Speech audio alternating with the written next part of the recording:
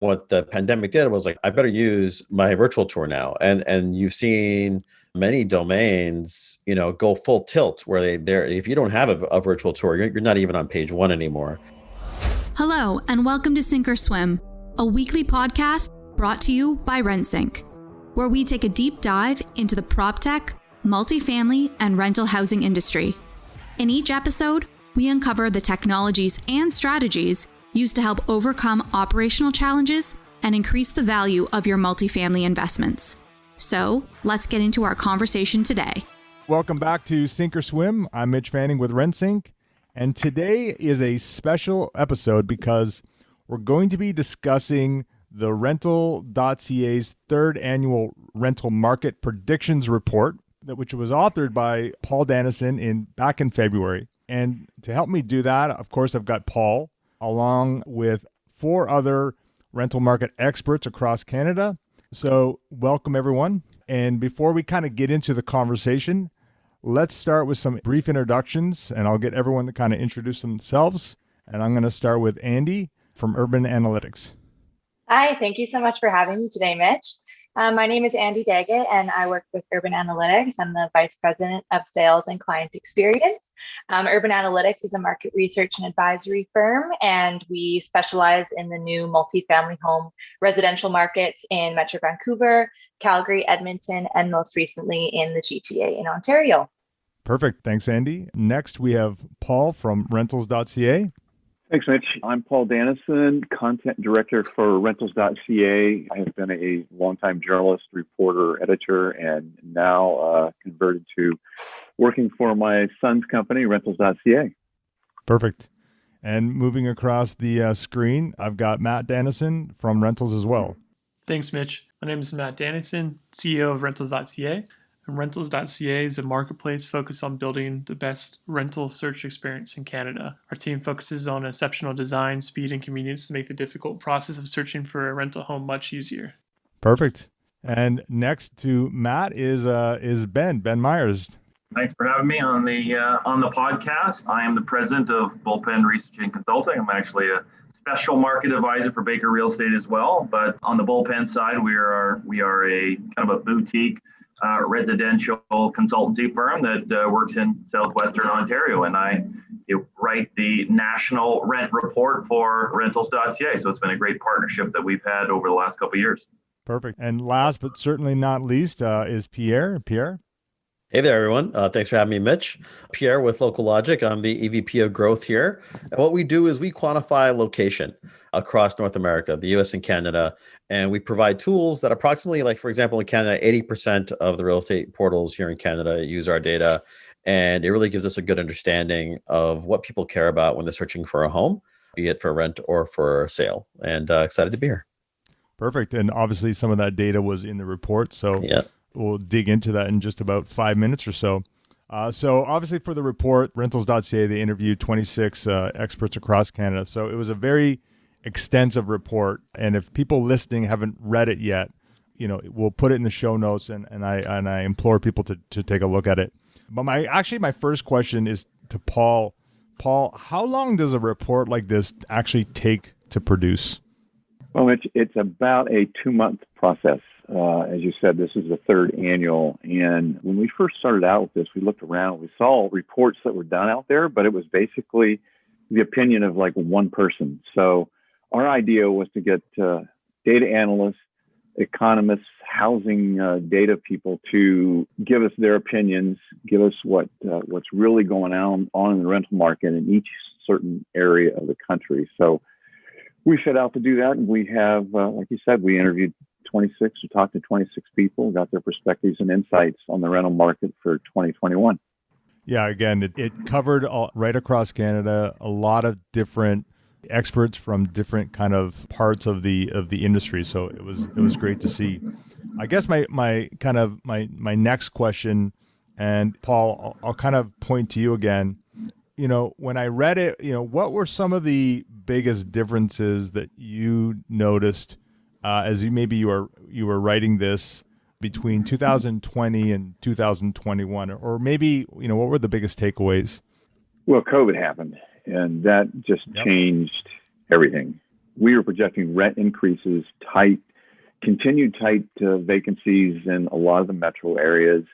And all of a sudden now we're talking about working from home, and the smaller surrounding cities have higher rents because people are coming out of the largest cities and metro areas. So that's a couple of things. Ben, what's your take? Yeah, it was interesting putting together, obviously, this report this time around. The market has fundamentally changed. In 2019, rents were going up 5, 6, 7%, on an annual basis, countrywide, obviously driven by Vancouver, the GTA and the Montreal CMA areas, just huge growth in those areas. And then obviously COVID happened, the borders were shut down. We weren't getting the level of immigration in the marketplace. Students were not going to in-class education, so they were staying with mom and dad, or they're staying in their university towns. People weren't starting jobs in the downtown cores of many of these markets. Some people became scared of living in apartments and started looking for single family properties in markets outside of the core to get away from other people. So it's really, we've never seen this type of shakeup in a single 12 months in the history of the Canadian rental market. So certainly so many different factors impacting the market, and Paul did a fantastic job trying to go out and seeing some of those different factors that are impacting different markets across the country.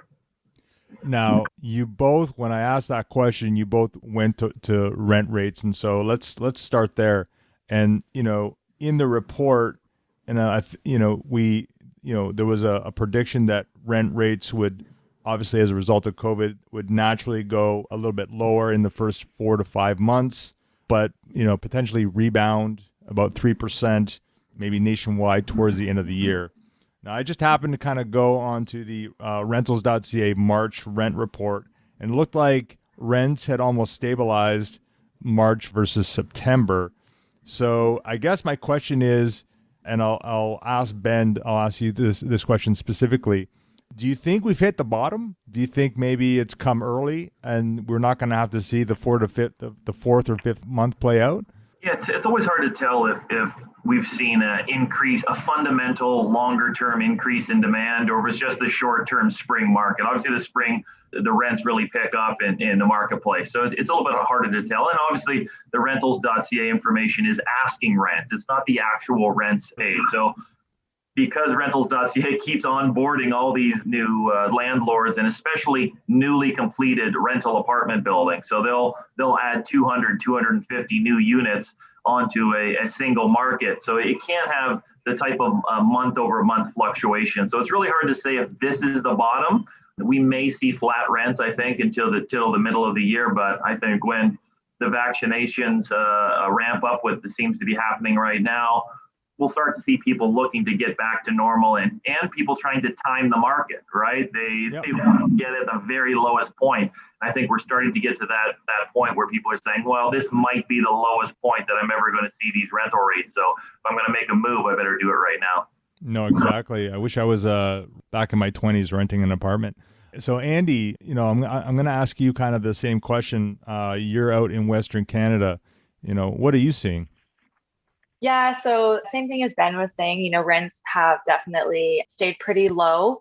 There's a ton of competition, especially in Alberta's market. We've seen a ton of new supply come to the market over the past 2 years. For example, in Edmonton, just over the last 2 quarters, over 18 buildings launched. So in the fourth quarter of 2020 and the first quarter of 2021. So that's a lot of product to come onto the market in a 6-month time period. Also during periods of the year that historically do have slower absorption rates. So we have seen those rents kind of stay pretty low to incentivize renters to rent. As Ben was saying, though, as vaccinations do roll out, ideally, these buildings will be able to hit a period where they can raise those rents. Another thing that we're optimistic about is students going back to university. So the University of Calgary has already pitched a statement saying that students should prepare to go back to in-class learning in September, which is great to hear for the city. And hopefully that will spur some more immigration, which will, of course, help that rental market, especially those buildings that do surround those universities. they definitely, did take a hit without those students renting there. So hopefully that will also spur a little bit more activity, and then we can start to see the rents creep up a little bit more back towards at least more market rents rather than these lower rents that we've been seeing for the past year. Now, we can't leave a conversation about rent rates without talking about the crazy incentives that we've been seeing in this market. Yeah. And so, Andie, I'm going to stay with you. Obviously, rental demand has been the strongest in the secondary markets, and RentSync's data has seen that as well. Obviously, many cities, specifically those in the primary markets, are seeing that rapid decrease like we've talked about. And so as a result, landlords have had to increase incentives to entice prospective tenants. What are you seeing out there? Can you give any crazy examples of what we're seeing out there? And also, too, as a follow-up, are these incentives here to stay? That's a great question. So yeah, incentives have been a hot topic throughout 2020. As a renter, it's really been a renter's market. You're basically able to, in Calgary, especially in the Beltline, you're able to basically just hop between building to building and negotiate with all of the landlords and the property managers to get the best rent and the best incentive because they all have vacancy. So it is very competitive. So the incentives that we've been seeing in Calgary and Edmonton throughout 2020 were aggressively 2 to 3 months free rent on a 12-month lease. So we also track net rents at Urban Analytics. So we do factor those rents into our research, we factor those incentives into our rental rate research. So the rents that we report on are those net rents. So that's why we really did see those decreases, is because the incentives were factored in. So when you're putting in 2 to 3 months free rent, it really does. It takes, a $1,400 unit down to almost $1,000 a month unit. And we are still seeing that in Calgary's market with these really low rents. And it's not just the new buildings that are launching, 250 plus units that are trying to get that absorption. They're trying to get renters in the door.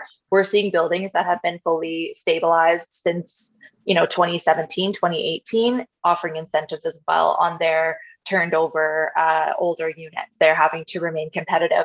So we're seeing these incentives across the board. It's, not specific buildings. It's basically almost every building, especially in areas where we have seen quite a bit of new supply come on. So the downtown cores of both Edmonton and Calgary are all the buildings are offering incentives. And then we've also seen this kind of have an effect on the inner submarket areas as well. So buildings that are, wouldn't be, you couldn't walk to your office if we were working from our offices. Right. These buildings are, transit oriented, but still a good 10-minute drive from the downtown core. They're actually competing with those downtown core buildings because of the aggressive incentives that those downtown buildings are offering. So they're finding, when they originally launched these buildings, that they were only competing with suburban locations, and now they're competing with these high-rise, amenity-rich buildings. So it has made the entire market very competitive. So the majority of incentives we've seen are those rental rate incentives, so offering a few months free. We also have seen free parking for, maybe 6 months or maybe the year, or just reduced parking rents. And then also, obviously, the TELUS incentive is always offered all the time. I wouldn't say nothing too creative, though. It's all the developers are just offering that rental rate incentive for the most part, as lots of renters are either coming out of university, they lost their job, and it really is the budget for them. They're very budget oriented. So if you're throwing in, more creative incentives that might not stick with the market in Calgary and Edmonton, because our biggest struggle is that a lot of these people renting don't have jobs, took a salary cut, have job loss risk. And so they're really looking just for the bottom line, trying to get that monthly rental rate down. So that's what the developers are offering for them right now. Sure. So speaking of creative incentives, Paul, I'm going to direct this one to you. I recall when we had our prep call, you mentioned that there was some interesting ones that you've seen. Do you want to kind of speak to those? Yeah, we're seeing a lot of the same incentives that Andie talked about, but recently they're getting a little more creative. Besides cashback and free utilities and free Wi-Fi and all that, there's a landlord in Montreal offering a lifetime experience of plus the 2 months rent, you would get a tandem skydive experience or a free helicopter ride. and that was in Montreal. In Toronto, they were offering a free, fully stocked wine fridge. I think I'm up for that one. Same here. Absolutely. So let's kind of switch gears now. And Pierre, I'm gonna come to you.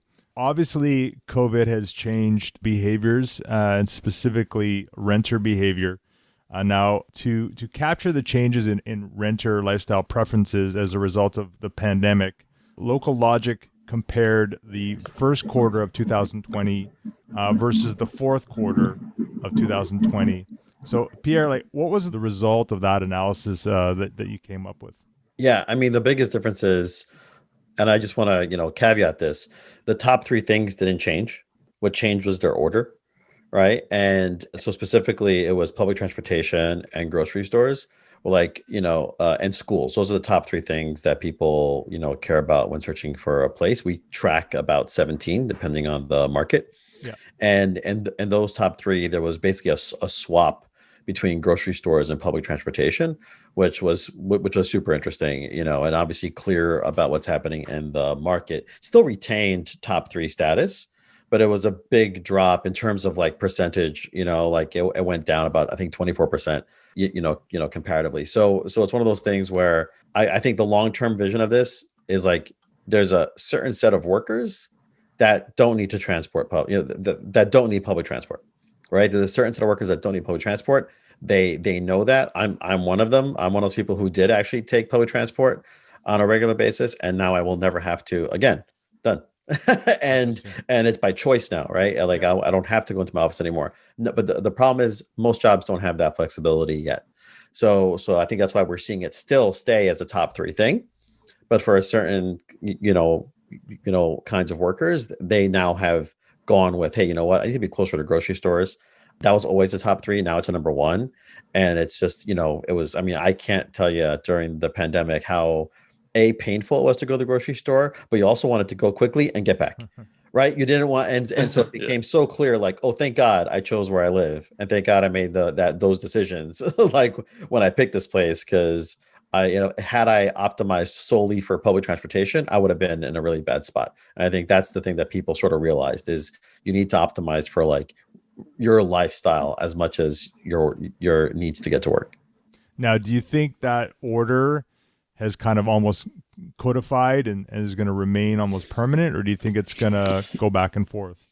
It's tough. I mean, look, you heard what Andie just shared, right? I'm certain that those 18 buildings that went up in Vancouver were all around transit. Right. And at the end of the day, many jobs still require people to go into the office. I think that's obviously something but we can see that being a trend that, long term, I think is not the reality. And so, but people also still don't want to have, it's going to be here. It's going to be real. But I think the people still want transit. And I think once the vaccinations go out, once people feel comfortable being out and about, I will take the train again. I'm not going to until we're all vaccinated, but I will take the train again.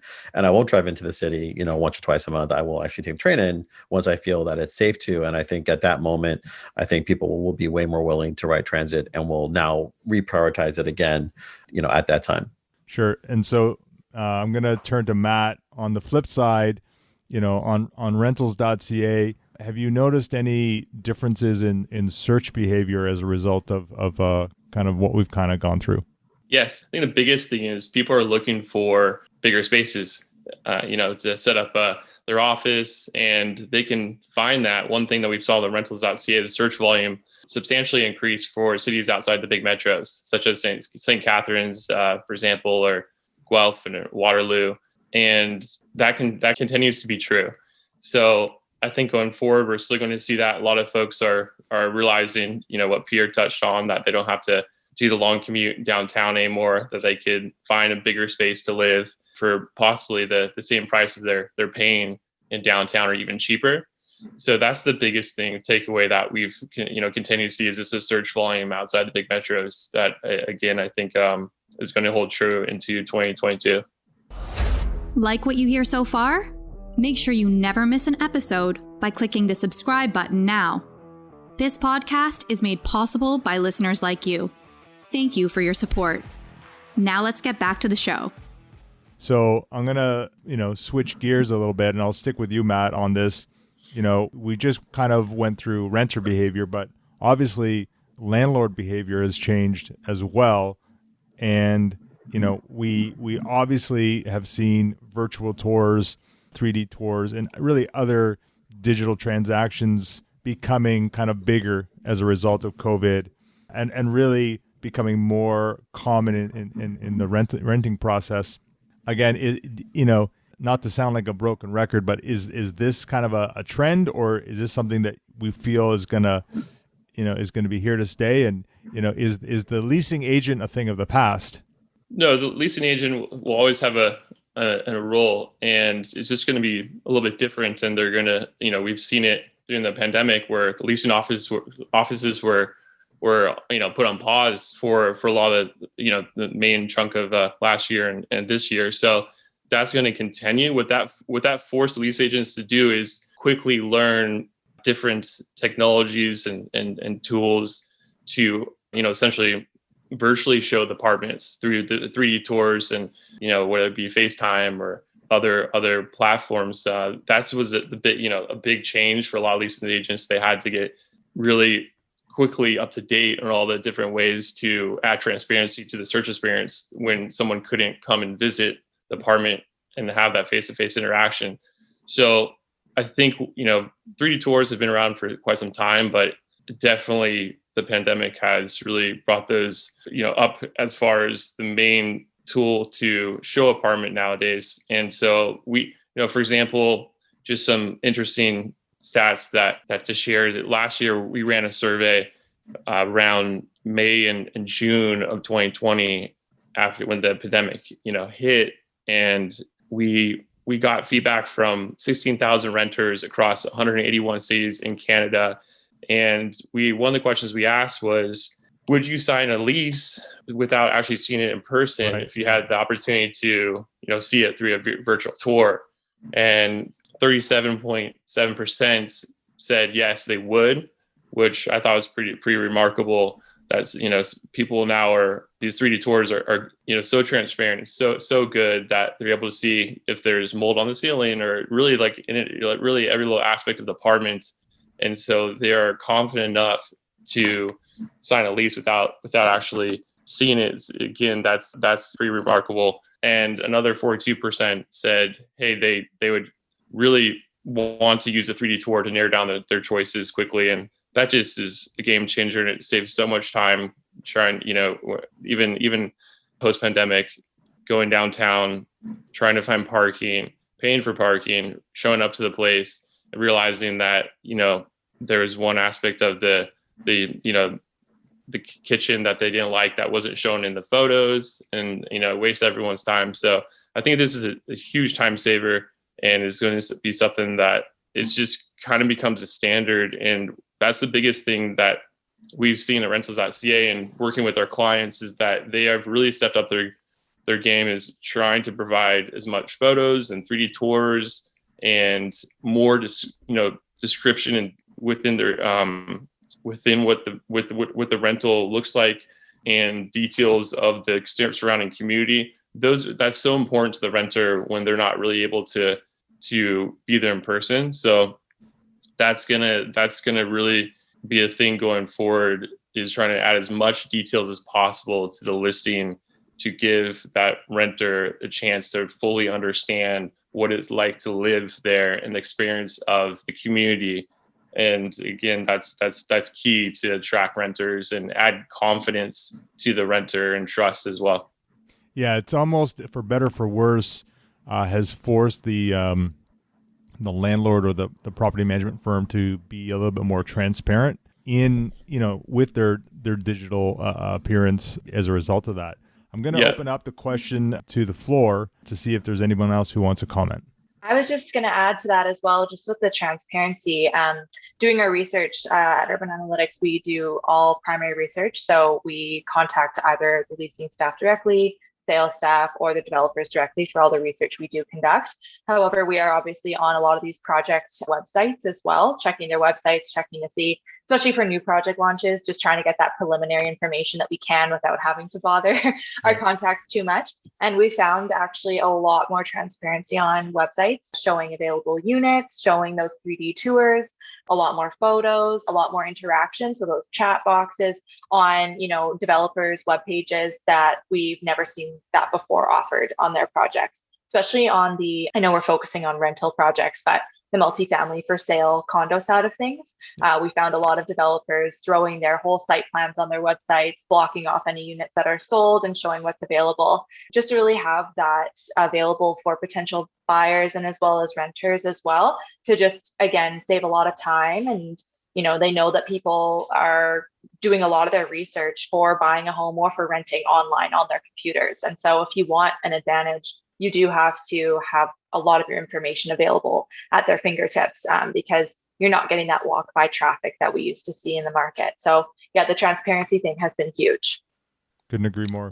Yeah. I want to add one thing really quick on the landlords that it's great if you have a lot of space, but if you're a landlord, I think there's a lot of landlords that own a small condo downtown. Those have been pretty popular the last few years, right? And so if you're a landlord that doesn't have that much space to offer, and a lot of renters are looking for more space, you're in a tough spot, right? So I think if you got to be creative if you own a space that isn't that large and that's not as attractive in today. So I think landlords, what they could do is think about ways to make that small space exceptional living experience, and try different things. I mean, understand what's going on, where people are spending their time. So a lot of renters and people in general are spending a lot of time watching movies and they're indoors all day long, right? So Disney Plus and Netflix, they're watching, they're streaming a lot of content and videos. So possibly if you have a small space, maybe put in a movie projector, costs maybe $1,000.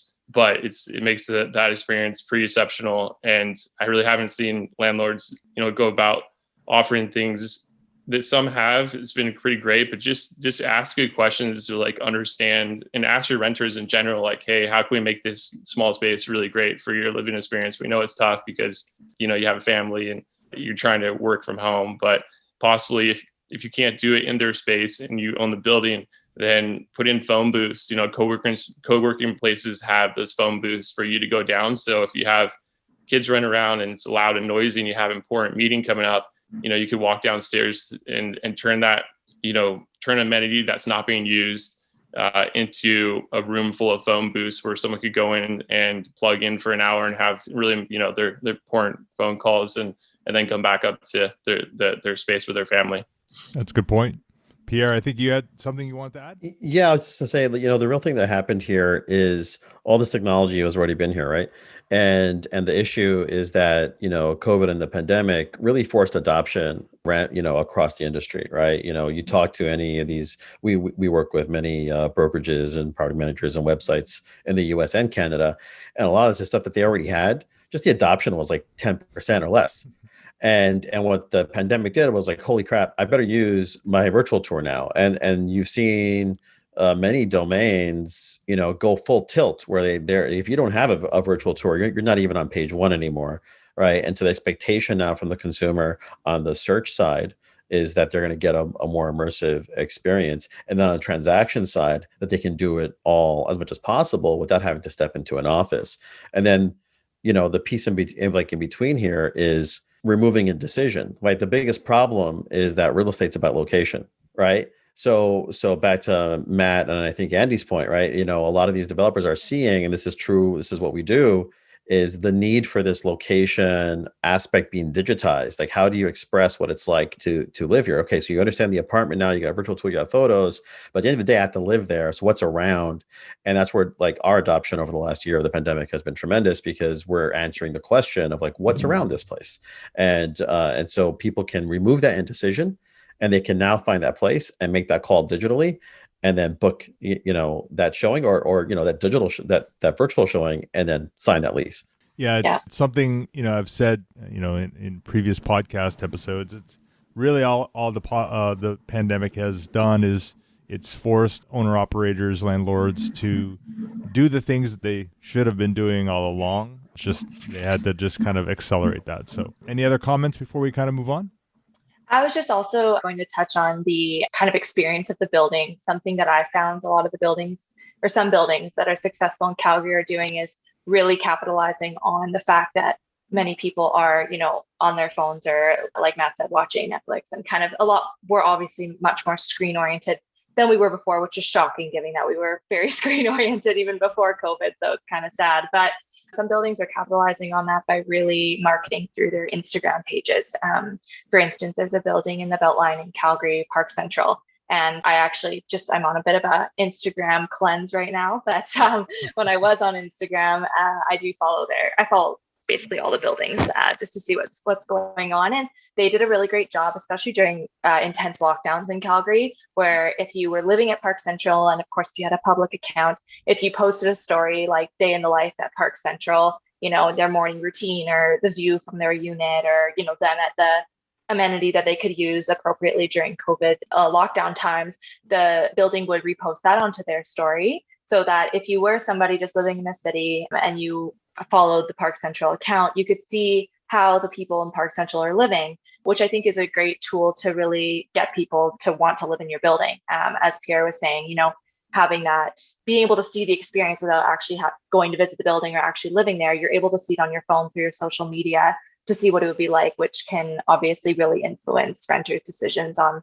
where they live. So I found that was a really creative way to attract new renters, is just really capitalizing on the Instagram look of their building. Couldn't agree more. Ben, did you have a comment there? Yeah, the only thing I was going to say is if developers aren't being transparent, or landlords aren't being transparent, they're just going to lose out at this point in time. And even during COVID, they're actually being irresponsible. All right, if you're not putting the amount of information to describe your project in your area, and someone's coming to view that unit or going out of their house when they normally wouldn't have, because they would have had all the information, you're actually doing a disservice to your own economy, your own, you could be increasing the spread of this virus by encouraging people to go out. So I think if you're not putting something on your Rentals.ca listings, it's like you're hiding something. So I certainly encourage everyone to be as forthcoming as possible, and not try to trick people into coming to your building, or try to use the magic of your sales agent, your leasing agent, to get someone to come. But give them all the tools and make them make an informed decision, so they're not going online after to complain about you and hurting your reputation. Yeah, it's really forced the industry in that way. Obviously, the real estate industry has had a history of being very secretive, nobody really wanting to share their information with anyone, developers kind of talking behind the scenes to one another, but you really don't know if they're telling you the truth. So COVID's really forced these developers to have to be transparent and just kind of put the pride away and just say, okay, maybe, another developer is going to look on my site and see what's going on, but it doesn't matter to me. I'd rather my potential buyers or renters see what's happening to be successful. So I think it's forcing that kind of mentality out of the industry, which at the end of the day, I think benefits everyone involved. So it's a good kind of new trend to come to the real estate industry. So as we come to a smooth landing, when we look ahead, I want to kind of get your final thoughts. And I guess the question is, what's ahead for the rest of this year? And I'm also going to add a follow-up question to that. It's actually a question that I use in my quickfire round is, as a result of COVID, what have you changed your mind about lately? So I'm going to start with Andie. Andie, the question is, what's ahead for the rest of 2021, and what have you changed your mind about lately? Great questions. You actually asked a kind of part of this question when we were talking about incentives, and I realized I didn't quite answer it, but it was about whether or not incentives are going to stick around. And so that's part of my answer for what will happen in 2021. Especially in Alberta, it's very difficult to get rid of those rental rate incentives. Let's say if you've basically dropped somebody's rent around $200 a month, and then their lease comes up for renewal and you've taken that incentive away, you're risking turnover for sure. Lots of people probably wouldn't be able to afford that. So the rental rate incentives are probably going to stay for a little while longer. I mean, we've seen rental rate incentives in Alberta since 2016. They really haven't gone away. And that's a function of obviously our economy and all the other things and struggles we've had to get through here. So I do believe that incentives will remain. I think that we were also touching on larger spaces. Matt was saying larger spaces or functional spaces. We are seeing some buildings come up in Calgary that are going to offer, larger floor plans or just more functional spaces. So offering more of the 1+ den to have that office space there for you. I think that will continue into 2021. And then what have I changed my mind on? I guess I used to be very I still am. I still think amenities are very important. I'm going to touch on amenities, but I used to think, you need a lot of amenities to attract these renters because all these buildings have all these amenities. You really can't launch a Beltline project without at least a gym and a social area. You're just, why you're competing with Park Central that has a rooftop pool and golf simulators and all these other things. You're not going to attract those renters. But my opinion has changed a little bit where I see, because of COVID, a lot of those amenity spaces have had to shut down or just not operate in the same capacity as they were prior to COVID. And a lot of these buildings are charging premium for those amenities. And so why would you pay that if you're not getting access to that amenity? I mean, I live in a condo building, an investor-owned unit. And so already I'm living in a little bit more of an affordable part of the rental market than the purpose-built rental. But my gym in my building has been closed the whole time I've lived here. It has never been open. And if I was paying a premium for that, I would be pretty upset. And I would look into moving to more of a suburban area where there might be no amenities in my building, but at least I'm not paying for something I can't use. At least my rent is going towards exactly what I'm paying for. So I do think that one thing that I kind of changed my mind on is just the importance of all these amenities. I think it's more important to be selective with them. And I think one thing I was going to touch on earlier when we were talking about kind of how developers are looking at their spaces now and offering more functional or bigger space is offering more outdoor amenities. So rooftop patios, barbecue spaces, making sure like some buildings don't even have balconies on some of the units. And I think we're learning now that, the importance of being able to go outside with your friends. I mean, I don't know about you, but obviously a lot of us aren't comfortable or aren't allowed to have people inside of our homes, but we're allowed to see people outside. And if you don't have kind of a social space to do that in your building, I mean, you go to a park, all the parks are packed because everyone's at the park because that's all you can do. So it would be nice to just have that private, either a larger balcony off of your unit where you can have a, little fire table or something like that, or the outdoor patio spaces where you can have some friends over and still feel safe and still enjoy some social gatherings. So I do think that more creativity with those amenity spaces and not just plopping a gym in and doing all that basic kind of stuff. I think that will happen in 2021 as well. Speaking of creativity and gyms, personally, I can't live without my Peloton anymore. So if developers are looking at gyms, they may want to actually go maybe the other route and just give everyone a Peloton in their Totally. Yeah, or a rental service where you could rent the Peloton for a month or rent one of those workout mirrors or something. I think that might be an interesting trend as well. Yeah, exactly. So I'm same question, Paul. What's ahead for the rest of 2021 and what have you changed your mind about lately? Basically, with shots in arms and summer coming, I think people are going to not only be coming outside, but I think they're going to come back to the downtown. Maybe not quickly, but I think the downtowns are going to come back and the smaller units will once again become popular. And I think it's a good time for renters between now and the summer probably to pick up one of those units. And what I've changed my mind on personally is I could never binge anything before when it came to streaming. I'm just too ADHD, but since I've had to stay in, and there's good programs like The Mandalorian and WandaVision, I've become a binge watcher. Yeah, Paul. Mandalorian is great. There you go. I've joined the younger generation there. Yeah, the F1 series just started on Netflix, so I've been doing a bit of binge watching late at night. Great response. Matt, same question. I think moving forward for the rest of the year, it's going to take again a little longer to get all the shots in the arms and things in a good place. But I think we're going to, touching on what a few people touched on earlier, is incentives are going to continue to get more wild and creative, and possibly unique experiences. Even it'd be really nice to see some landlords offering maybe matching a month's with a rent that goes to the frontline workers or charity of their choice. Be kind of different take on it. And then as far as a personal kind of item that I've changed my thinking on a little bit is this consumption. I've been more aware of consumption overall as far as, ordering delivery. And so when you think about when you order, delivery, it's so convenient, and we've gotten used to convenience, which is great. But at the same time, also think about, every single delivery that you get, do you really need those plastic spoons involved into it? You have spoons and silverware at home. So I saw something for the first time yesterday when I was ordering something for pickup, and it gave me the option to not include napkins and plastic, or forks and utensils. I can't wait to actually eat in. I'm dreaming about that day. And really quick, Mitch, sorry, the other one as far as just on the business front is that I've changed my mind about has been working remotely. So I didn't think it was going to, I was very hesitant and I love the office space and jiving with everyone and, working things out on the whiteboard. And we had, offices in Montreal, Toronto, and Ottawa.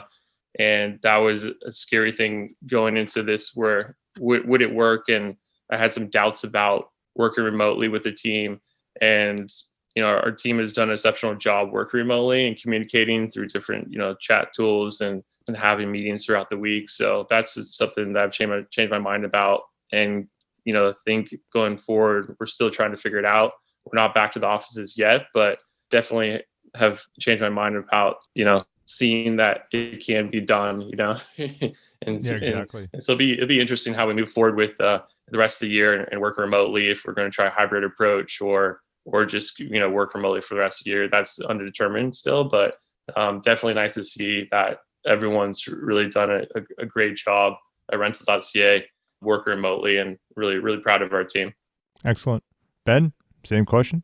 Yeah, I mean, in terms of my consulting work, developers are still looking at building rentals. So the site that I just was working on last week, the developer had 67% of the units being studios. So we're not bidding against the small units quite yet. And I believe that these developers are spending millions and millions of dollars to buy these properties and plan these properties and launch these rental buildings. So if the smart money and the big money is on a return to these downtowns, then I fundamentally believe that we'll see people move back downtown. I think they want to be close to friends. They want to be close to restaurants. They want to be close to all the amenities and the things that they loved in the time before COVID. It'll be a little bit slower for people to feel comfortable doing those things again. But 5 years from now, hopefully, we'll have forgot all about COVID and we're back, fully normal with people desiring to be as close to, amenities and services as they had before. I mean, in terms of my mindset, I don't think a lot has changed in terms of COVID. I was surprised at how quickly the market changed. I certainly didn't expect to see condo buildings where the average rent decreased by 35% year over year. I certainly never would have predicted that type of massive decline in a single year. But I guess fear of dying can make you make some pretty big decisions in terms of your housing situation. So I'm hoping things get back to normal. And in terms of my forecasting, obviously that's part of what I do for Rentals.ca and part of what I do for my personal clients. I'm thinking we get back to peak fall 2019 rates by the end of 2022. And I think the market's just going to shoot right back up. I think when you open the borders up, we're going to have a lot of people that are already approved and are already working for Canadian companies just coming right in and renting right away. I think we'll have a log jam of people ready to come in. In Toronto, as you know, we have the highest percentage of adults living with their parents. And I think if you live with your parents during a pandemic, I think this will be the time that you decide, I'm going to push my budget. I'm going to go out there and rent something and I'm going to, no more failure to launch. I'm going to get out there and do something. So those are kind of the trends that I'm looking for the end of 2021 and into 2022. Perfect. Pierre. So I think Ben nailed it on the head there. Of course, being the expert that he is, developers are still building and they're still going out. And I think what they've learned for the rest of 2021 as they go forward, and the same thing that society, and this is a sort of like a combo answer that I've learned is just the importance of the exterior. Like something in the data that we saw was that while we saw transit and groceries swap, on the other side of the coin, cafes, restaurants, and parks all increased about 10%, right? And so people are seeing these things matter now, right? Where before, when you're stuck at home, outside became much more important. And so you started to realize the value of that exterior, of if you can't go to work and you're stuck at home and what are you doing, right?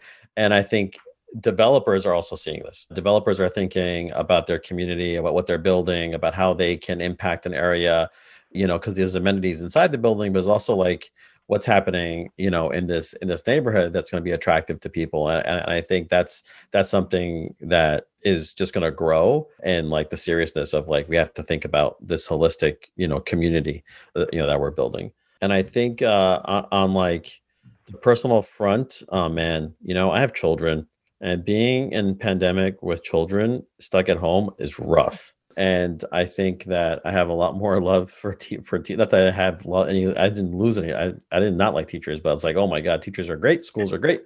Let's make sure that we keep schools and teachers funded and they have what they need. And let's make sure that, we're thinking in a work from home culture. I think, what's developing here in work from home, I think people also want to go into the office. I think there's the office is not dead. Right. The office is not dead. No. I myself look forward to going to the office once a week for a change of scenery and also to be a little bit away from my children sometimes. Right. And to get that space to think and breathe. And so I think that, things like WeWork or things like these kinds of, flex spaces and things that are really going to matter still. I think that people still will go to an office. I think that relationship with your office is going to change tremendously. That's what we're doing in our company. I think Matt's point on people out of the country we have employees that we've hired out of the market that are waiting to come here once restrictions lift. So this is all true. So I think there's a huge influx of people coming to Canada. I think that jobs are preparing themselves for this flex environment where they're going to have an office, but they're also going to make it easy for their people to work from home. And therefore the people who work from home are really going to think about the outside their four walls as much as inside their four walls. And I think those are the things that I see in 2021 and beyond that are sticking. I think that's a perfect point to end on. I mean, that's it. I think that's it. We've covered it all. Thank you guys for taking the time to do this. Yeah, that's it for another episode. You've reached the end of another episode of Sink or Swim. Make sure to visit us at rentsync.com/podcast to access show notes, key takeaways, and where you can sign up to our newsletter to receive free bonus content.